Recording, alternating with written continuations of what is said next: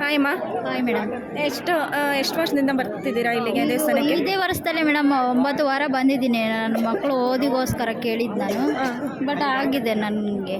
9 ವಾರದಿಂದ ಬರ್ತಿದ್ದೀರಾ? ನೀವು ಅಂದ್ಕೊಂಡಿದ್ದೆಲ್ಲ ಆಗ್ತಾ ಇದೆ? ಅಂದ್ಕೊಂಡಿರೋದೆಲ್ಲ ಆಗಿದೆ ನನಗೆ. ನಿಮ್ಗೆ ಹೆಂಗೆ ಗೊತ್ತಾಯ್ತು ದೇವಸ್ಥಾನ? ನಾನು ಇನ್ಸ್ಟಾಗ್ರಾಮಲ್ಲಿ ಅದರಲ್ಲಿ ನೋಡಿ, ಹಿಂಗೆ ನಮ್ಮ ತಮ್ಮ ಒಬ್ಬನಿದ್ದಾನೆ ಇಲ್ಲೇ ಹೊಸಕೋಟಿನಲ್ಲಿ, ಅವನು ಹೇಳ್ತಾನೆ ಹಿಂಗೆ ಚೆನ್ನಾಗೆ ಒಳ್ಳೇದಾಗುತ್ತೆ ಬರ್ರಿ ಅಂತ ಹೇಳಿದ್ದಕ್ಕೆ ಬಂದು ಮಾಡಿದ್ದೀವಿ. 9 ವಾರ ಫುಲ್ ಕಂಪ್ಲೀಟ್ ಆಯಿತು, ಒಳ್ಳೇದಾಗಿದೆ.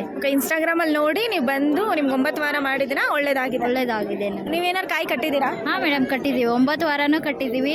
ಈ ಸತಿ ಮಕ್ಕಳು ರಜಕ್ಕೆ ಬಂದಿದ್ದಾರ ಅಂತ ಅವ್ರನ್ನ ಕರ್ಕೊಂಡು ಬಂದಿದ್ದೀನಿ ಮತ್ತೆ ತಿರ್ಗಾ. ಅಲ್ಲ ಕಂಪ್ಲೀಟ್ ಆಯಿತು, 9 ವಾರ ಕಂಪ್ಲೀಟ್ ಆಗಿ ತಿರ್ಗಾ ಮಕ್ಕಳು ರಜಕ್ಕೆ ಬಂದಿದ್ರಲ್ಲ ಅವ್ರನ್ನ ಕರ್ಕೊಂಡು ಬಂದಿದ್ದೀನಿ. 9 ವಾರ ಕಾಯಿ ಕಟ್ಟಿ ಒಳ್ಳೇದು ಆಗಿದೆ. ಮಕ್ಕಳನ್ನು ಕರ್ಕೊಂಡು ಬಂದು ಫಸ್ಟ್ ಸ್ಟಾರ್ಟಿಂಗ್ ಬಂದಾಗೆ ಮಕ್ಕಳು ಕರ್ಕೊಂಡ್ಬಂದು ಅರಕೆ ಕಟ್ಕೊಂಡು ಹೋಗಿದ್ದು.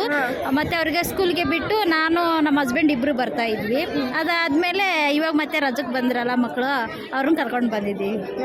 ಓಕೆ, ದುಡ್ಡು ಇಸ್ಕೊಳ್ಳೋದು ಆ ಥರದ್ದು ಏನಿಲ್ಲ, ಬಟ್ ನೀವು ಮನ್ಸಾರ ಬಂದಿರೋದು? ಯಾರು ದುಡ್ಡು ಕೊಟ್ಟು ಏನು ಕರ್ಸಿಲ್ಲ, ನೀವು ಮನ್ಸಾರ ಬಂದಿರೋದು? ಮನ್ಸಾರೆ ನಾವು ಬಂದಿರೋದು. ಹಂಗೆ ಒಳ್ಳೇದು ಕೂಡ ಆಗಿದೆ. ಓಕೆ. ಈಗ ಕಾಟನಮ್ಮ ದೇವಿ ದೇವಸ್ಥಾನದಲ್ಲಿ ಶ್ರೀ ಪ್ರತ್ಯಂಗಿರಿ ದೇವಿ ವಿಗ್ರಹ ಸ್ಥಾಪನೆ ಆಗ್ತಿದೆ. ಅದನ್ನು 252 ಅಡಿ ಎತ್ತರದ್ದು. ಹಾಗೆ ಪ್ರತಿದಿನ ಕೂಡ ಅನ್ನದಾಸೋಹ ಕೂಡ ಇರುತ್ತೆ. ಹಾಗೆ ಇಲ್ಲಿ ವಿಶೇಷವಾಗಿ ಗೋಶಾಲೆ ಕೂಡ ಇದೆ.